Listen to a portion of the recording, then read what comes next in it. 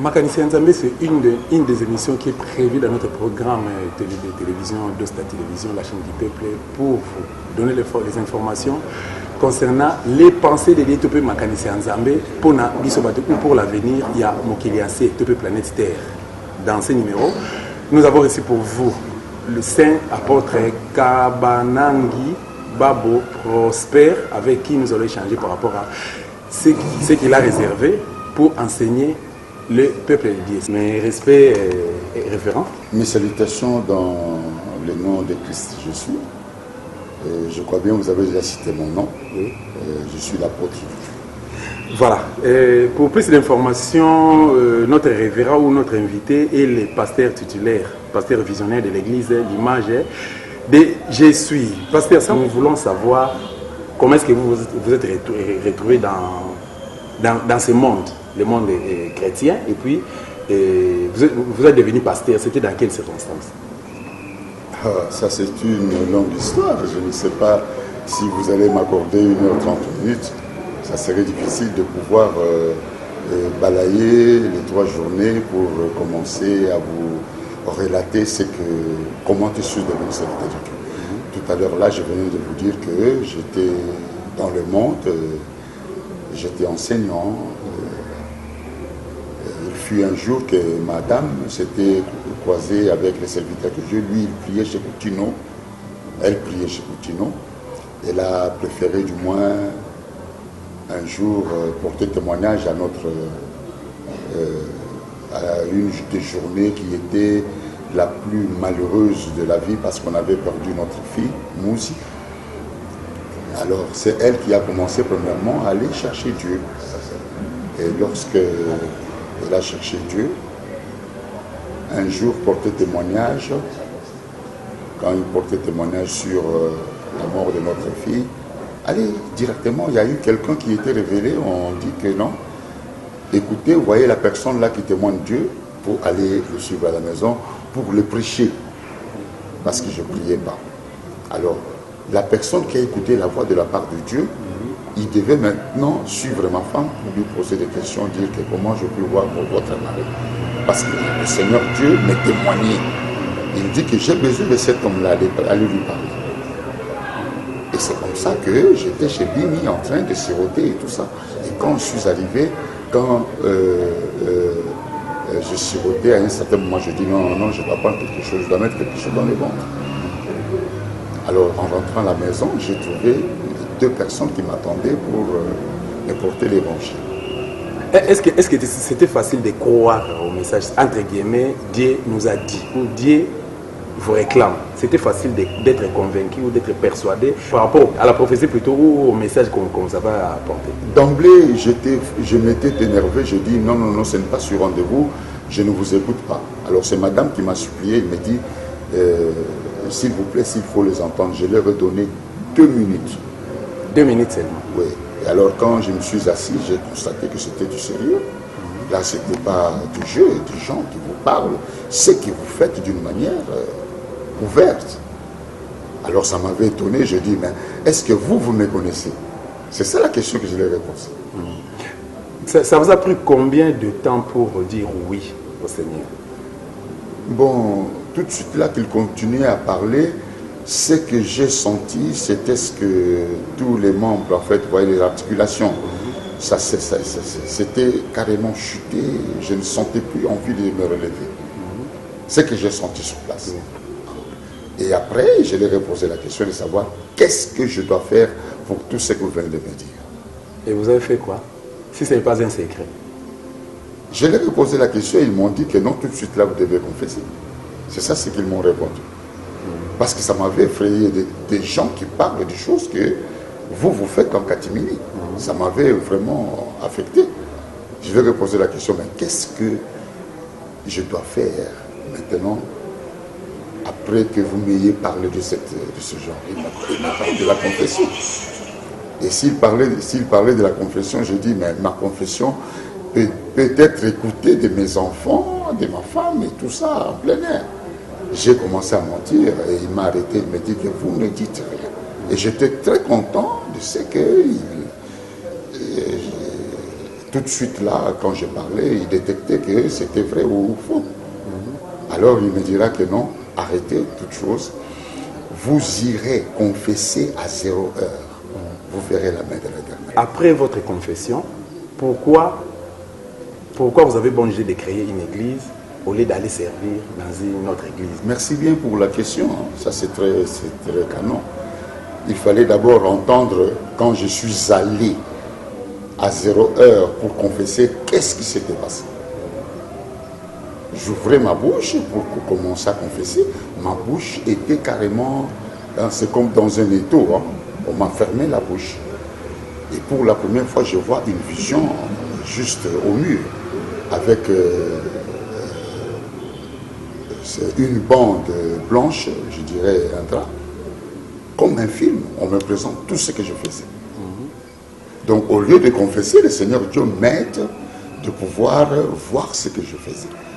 Alors, facilement, j'étais en sanglots. Je dis, mais comment? J'ai reçu des coups, je n'ai jamais pleuré comme ça. Je regarde ce que je faisais, j'étais en sanglots. Vraiment, j'ai pleuré comme un petit enfant. Et après avoir vu ce film-là, comme je pleurais, et dès qu'on a enlevé le film, directement je me suis tué. Et il y avait comme un tourbillon sur la toiture. Je sens comme si on m'a troué sur la tête. Et il y avait vraiment de l'air qui entrait. C'était mon investigation, c'était la réception du Saint-Esprit.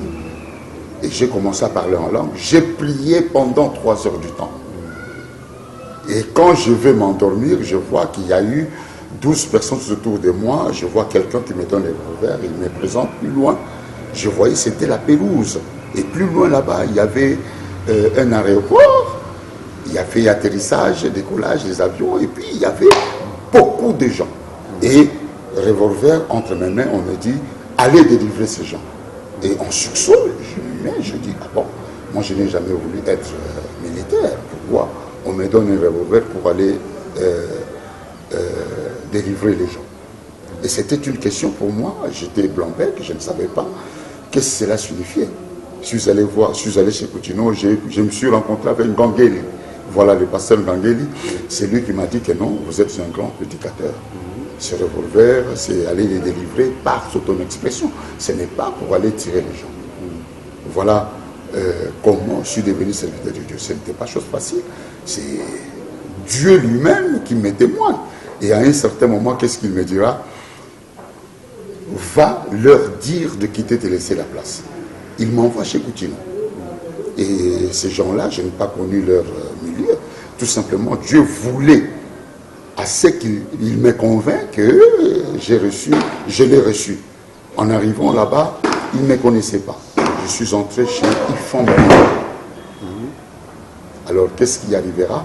Quand Ifan me voit, il me dit, il m'a regardé, stupéfait, et il se met debout, il dit que j'ai reçu votre ministère de la part de Dieu. Quelqu'un qui ne me connaît pas. Alors, j'étais convaincu que non, le Seigneur Dieu m'avait présenté. Et c'était l'occasion pour vous de vous décider de créer une église. Oui, parce que Dieu me parlait, il dit que vous voyez le travail que tu es en train de faire, vous devez arrêter. Écrivez une lettre de démission pendant que je ne savais pas où je devais commencer l'église. Et il me dit qu'il y a un grand homme de Dieu qui viendra vous prendre pour vous amener à l'église. Vous comprenez? Ce n'est pas que moi-même j'ai commencé l'église. Et parmi ces grands hommes, c'est la personne qui était venue le premier jour pour me dire que, pour m'exhorter, et puis il me parlait des choses que je faisais d'une manière catimine.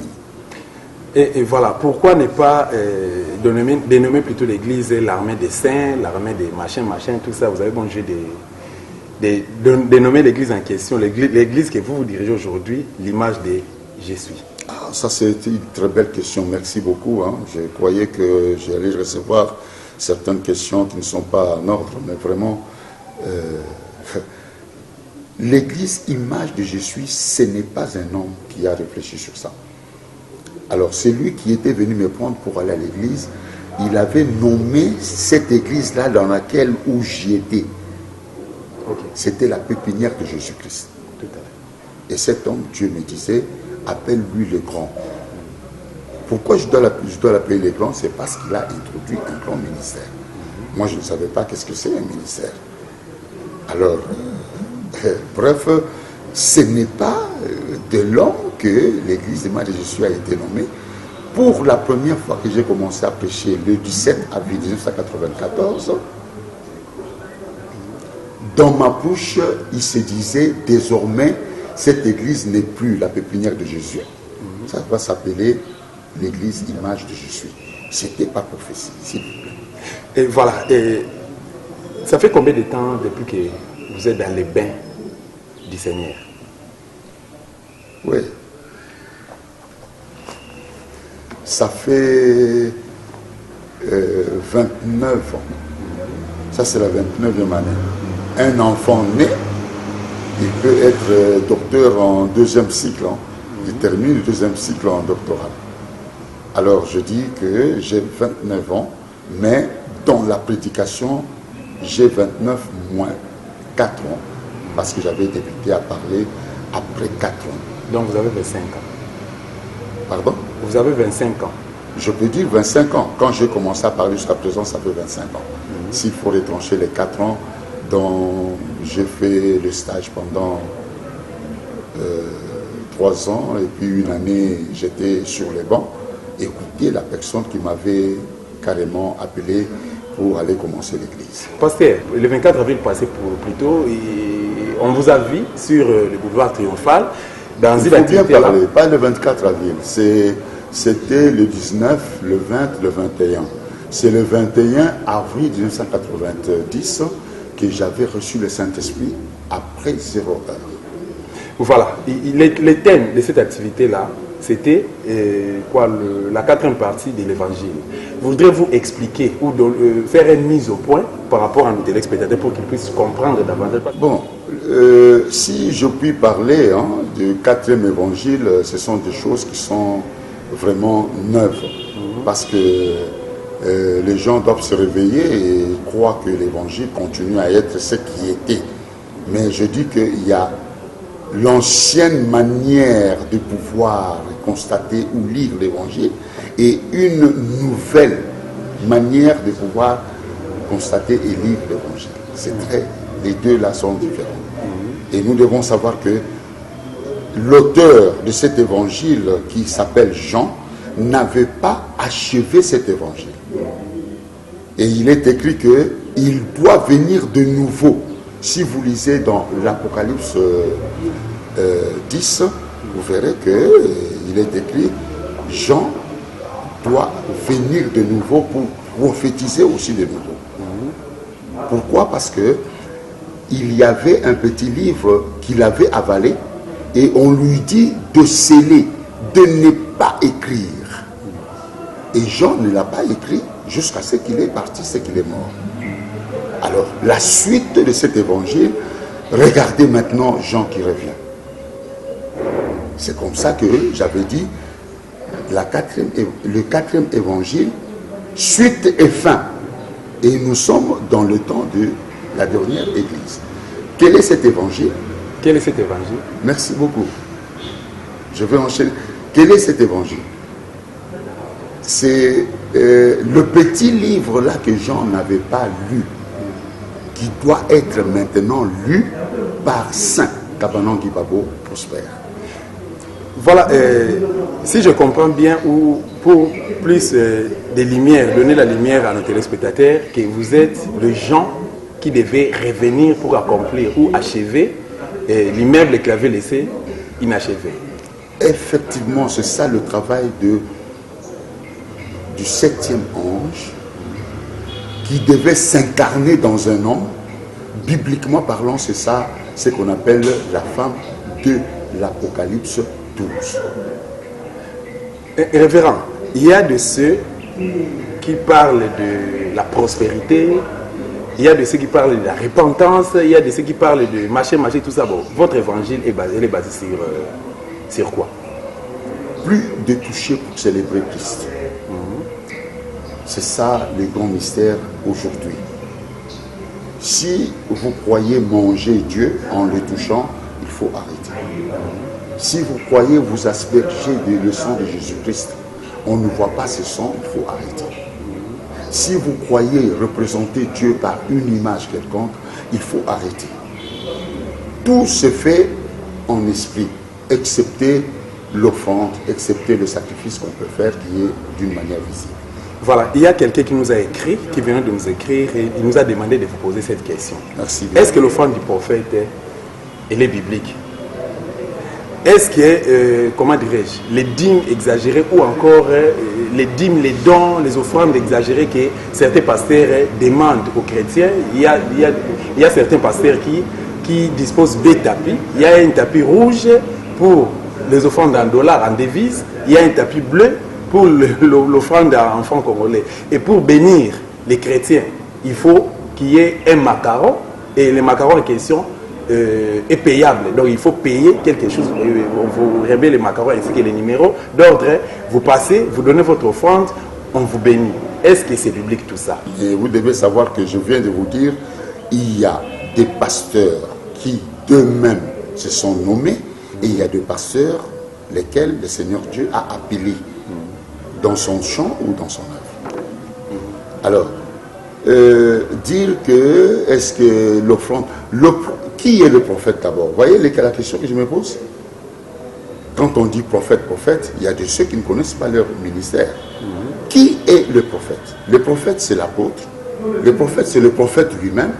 Le prophète, mais c'est le docteur. Le prophète, c'est l'évangéliste, c'est le pasteur. Tout cela s'appelle prophète. Pourquoi? Parce qu'il y a ce qu'on appelle le don par excellence. Et vous êtes? Je suis l'apôtre. Au moment où je suis en train de parler, on va dire que vous parlez au nom de qui? Je dirais, je parle au nom de notre Seigneur, le Créateur du ciel et de la terre. Ah bon? C'est que vous avez la prophétie. Vous êtes un prophète. Voilà, revenons à notre sujet. Et alors, le sujet, lorsqu'on dit que est-ce que le prophète a le droit d'avoir l'offrande et tout ça, nous devons savoir tous que si quelqu'un est appelé à cette œuvre, vous voyez que je suis appelé à cette œuvre, je ne peux pas faire un autre travail. Tout à fait. Il est écrit que le juste vivra par la foi. Si on dit juste, juste c'est Dieu lui-même. Et je suis devenu juste parce que Dieu est incarné en moi. Vous voyez, pour manger, je dois manger par la foi. Or, la foi vient par ce qu'on entend. Il faut que les gens écoutent l'évangile pour que je puisse manger parce qu'ils vont donner l'offrande. Le juste qui vivra par la foi. Je ne peux pas faire autre chose que l'évangile parce que Pierre, à 3 reprises, on lui a posé la question à Jésus-Christ. Pierre, fils de Jonas, m'aimes-tu? À 3 reprises, il a dit, Seigneur, vous savez que je vous aime. Il lui a dit, paie mes brebis. Pourquoi tu es rentré encore? C'est dire que pourquoi tu es rentré pêcher les poissons? Parce que je t'avais dit que désormais tu deviens le pêcheur des hommes. Alors, c'est de dire que tout serviteur de Dieu, tout pasteur qui se connaît digne d'être, il ne peut pas faire un autre travail que de manger par l'offrande. Quelle est votre lecture par rapport aux désagréments qui se passent entre vous, les enfants, nous les hommes dits serviteurs de Dieu plutôt? Si vous voyez par exemple un pasteur se chamailler avec un autre pasteur, il s'est retrouvé les deux à la barre dans les cours et tribunaux. Au fait, je ne sais pas, quelle est votre lecture? Qu'est-ce que vous pouvez dire par rapport à ça? Bon, les enfants de même famille, ils peuvent toujours s'entendre en dehors de ce dont nous appelons tribunaux, cours et autres. Tel qu'aujourd'hui, j'ai la chair, j'ai le sang. Je suis en train de diriger plus de 600 serviteurs de Dieu. S'il peut y avoir un problème, je voudrais approcher d'abord, nous devons parler face à face au lieu d'aller vers le cours et les tribunaux. Alors, si on n'arrive pas à s'entendre, voyez aujourd'hui, je suis là calme, mais il y a quelqu'un qui peut aller m'accuser que je n'ai jamais eu de problème avec. Carrément, vous me verrez aussi à la barre. Vous allez me poser la question, mais pourquoi vous êtes à la barre? je ne pouvais rien faire. Pendant que vous enseignez à vos brebis sur les pardons, vous avez des enseignements qui parlent de pardon, vous avez des enseignements qui parlent de l'amour, de la compassion et tant d'autres choses, mais vous n'êtes pas modèle. Bon, dire qu'on n'est pas modèle, je ne veux pas porter cette cravate-là, ou alors la corde au cou, hein, pour ceux-là qui dévient. Moi, s'il vous plaît, hein, je me résigne et puis je pose la question à Dieu si je peux ou pas. Quand il refuse, je ne m'engage et jamais. C'est pour cela que je vous dis, quand on est en train d'éviter tous ces invités de Dieu, venez, venez, vous ne me verrez jamais que si le Seigneur pouvait m'autoriser. Voilà, vous avez maîtrisé la Bible peut-être plus que nous autres. Hein. Je vois comment est-ce que Dieu s'est dérangé pour préparer Moïse qui représentait sa gloire pour aller libérer les Israélites.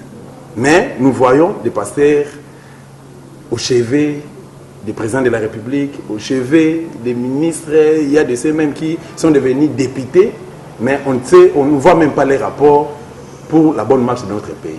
Quel est votre point de vue par rapport à tout ça?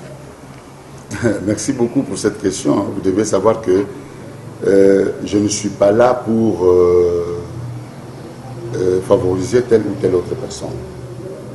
Pour dire la vérité, moi, pour contribuer personnellement à ce qu'on appelle la politique et les politiciens, comme je suis apolitique, lui-même Dieu me dit, vous avez parlé très bien de l'ancienne alliance.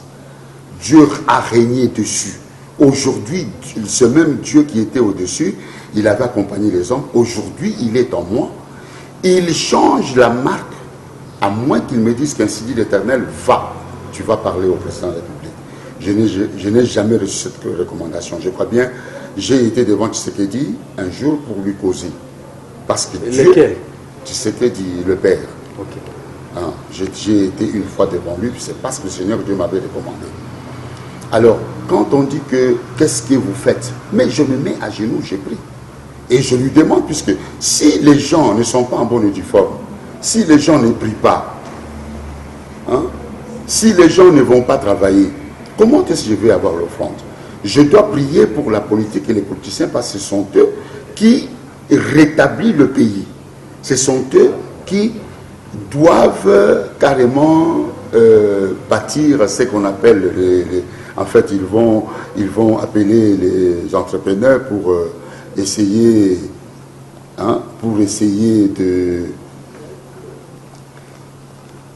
d'avoir du travail et que la société puisse être... Donc améliorer la vie sociale des consorts. Voilà.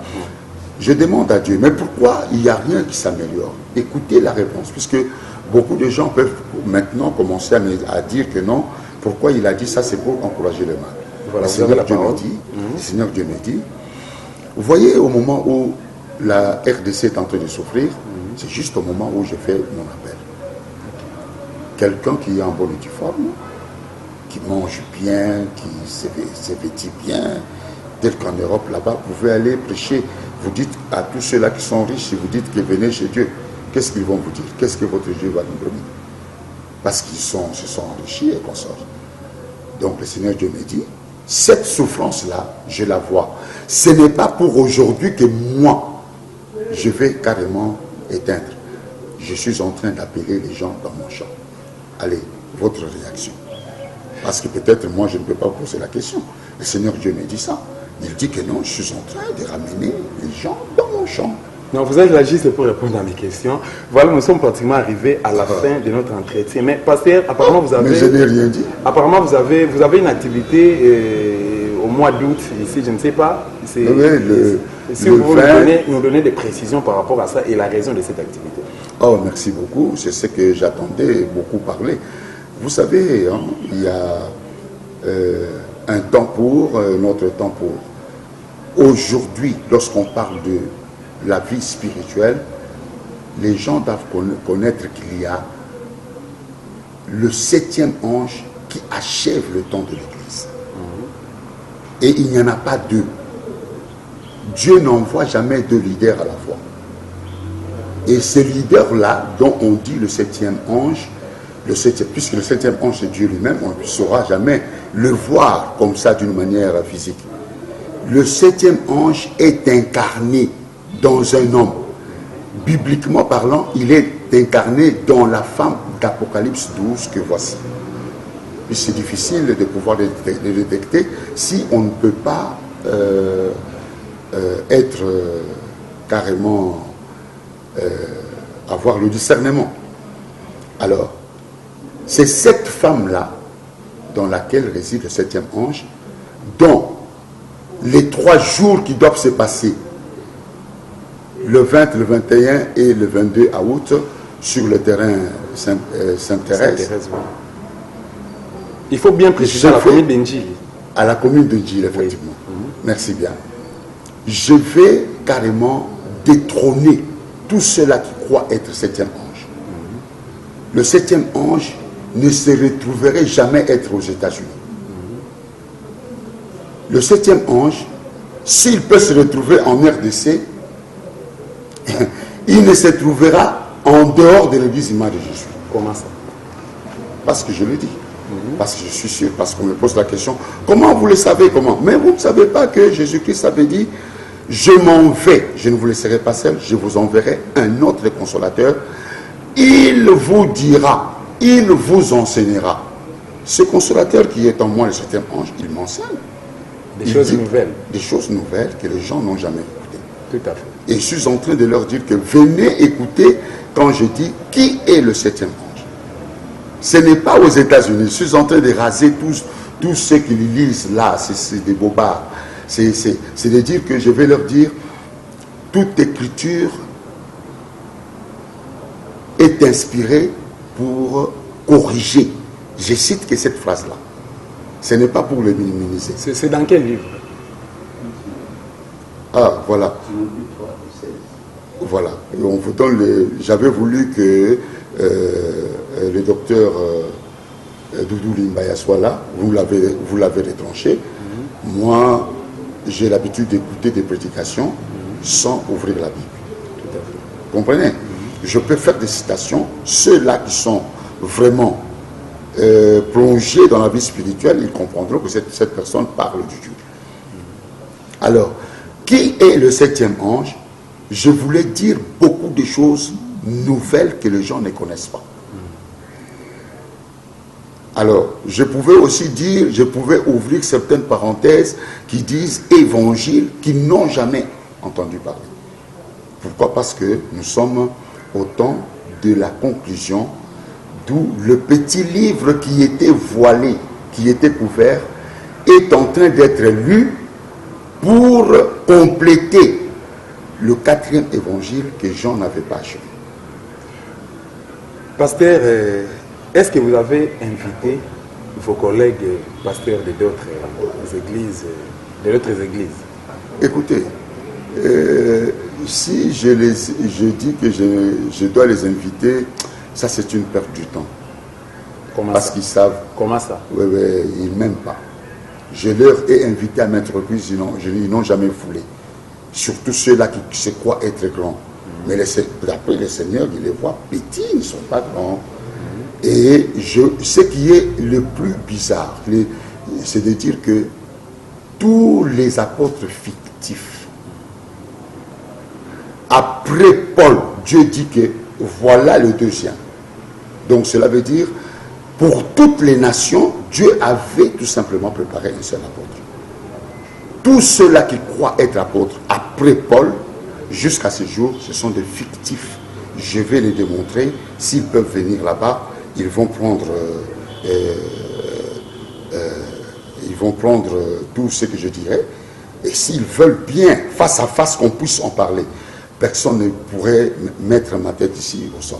Voilà, Maman Claude Vela veut savoir si vous faisiez partie des pasteurs qui ont fouté au stade de Marseille le dimanche passé. Je venais de vous dire qu'avant que je puisse être parmi ces gens, je demande l'autorisation. Le Seigneur Dieu m'avait dit non, il ne faut pas aller. Voilà. Pourquoi? Pourquoi? Parce que tous ne sont pas des véritables. de peur qu'il y ait l'œcuménisme. Ceux qui ne le sont pas, ils prient, et moi qui l'ai, je prie. Qui le Seigneur Dieu va écouter? Alors le Seigneur Dieu n'écoutera personne. Voilà. Est-ce que vous pouvez vous adresser au peuple dédé qui sont devant les postes télévisés? Un mot par rapport à l'activité du mois d'août, 20, 21 et 22, et puis un mot de la part du Seigneur. Merci beaucoup pour cette question. Je vous aime beaucoup, le peuple de Dieu. Que vous soyez de quelle communauté consort, moi je vois une personne semblable à moi et je dis que je vous aime. Vous savez, vous avez déjà dit que je connais, j'ai déjà lu, etc. S'il vous plaît, venez les 3 jours, 21, le 20, le 21, le 22 sur le terrain Sainte-Thérèse dans la commune de Ndjili. Vous ne serez pas dessus, vous allez écouter des choses que vous n'avez jamais écoutées. Ce n'est pas pour me vanter, mais je dis, venez s'il vous plaît. Si vous comprenez et que vous avez un problème, sur place, votre problème sera résolu. Vous voyez que je ne dis pas que venez parce que les miracles. Non, venez écouter. Lorsque vous allez comprendre ce que je veux dire, vous allez voir. Quand on dit d'abord le royaume des cieux, il y a les écrits que les gens ne comprennent pas. Si vous les comprendrez ces jours-là, tout ce que vous avez besoin sera résolu. Et de la part de Dieu, il est en train de vous dire, soyez surtout les serviteurs de Dieu, soyez dans votre ministère dès le commencement de votre appel, et que ce ministère ne changera jamais. Vous commencez par être pasteur, vous galopez pour devenir apôtre. Cela n'existe pas, s'il vous plaît. Ce n'est pas l'ordre dans l'église. Je mets 3 points de suspension si vous venez. J'expliquerai l'ordre dans l'église et la plénitude dans l'église. Il n'y a que l'apôtre dont on dit, considérez l'apôtre et le souverain sacrificateur de la foi que nous professons. Il n'y a que l'apôtre seul qui est au-dessus des prophètes. Et c'est écrit, c'est Paul qui est venu avec les dons spirituels et le ministère. Dans 1 Corinthiens 14, lisez le tout, vous allez voir. Hein, comment est-ce que le Seigneur Dieu est en train de parler de dons.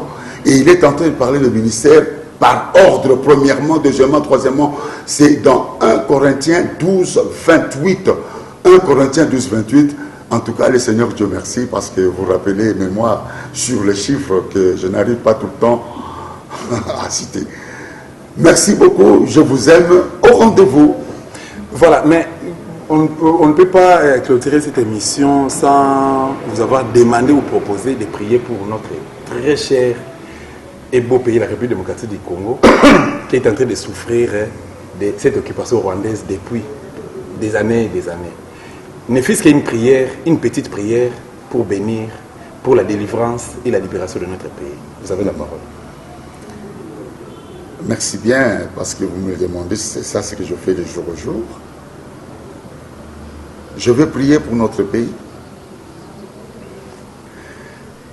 Père Saint, à toi l'honneur, la gloire dans tous les siècles des siècles, toi l'ancien des jours. À cet instant, je suis très content que je sois un parmi lesquels tu as envoyé comme Congolais, et dans un pays qui aujourd'hui est au-dessus de tous les autres. Ce n'est pas dans le sens de dire que ce pays est dernier sur le plan économique. Mais je suis en train de parler, je dis, il n'y a pas dans le monde, ton œil a un regard dirigé vers la RDC. Et tu m'as toujours dit que ici, en RDC, Kinshasa, il n'y aura jamais de trouble. S'il peut y en avoir 2 jours, 3e jour, ça ne va pas contenir, parce que ma main est totalement dans ce pays-là. Yahweh Dieu, les gens ont souffert très longtemps, malgré que tu me dis. Il faut que cela se fasse parce que tu as besoin de ton appel. Ils ont besoin de ton appel. Vite fait, tu pouvais aussi, Seigneur Dieu, arriver à conclure sur la peine de ce pays.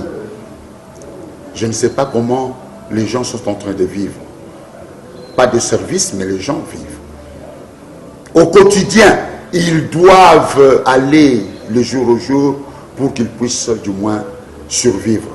Yahweh Dieu, si tu peux réduire cette peine, certes tu veux de ça, mais ras-le-bol la souffrance de ton peuple, si tout de suite là, tu peux, Yahweh Dieu, dire que ma volonté est raccourcie. Que ma volonté maintenant puisse se réaliser afin que nous puissions émerger, sortir de cette moment, sortir de la peine, sortir de misère. Si tu veux, ô Père, et en priant pour notre pays, pouvez retrancher sur ce que tu ne voulais pas entendre, parce que tu m'as toujours enseigné sur notre pays. Est-ce que tu peux ajouter sur ce dont je n'ai pas pu parler, parce qu'on me dit de bénir notre pays, et chaque jour je le fais.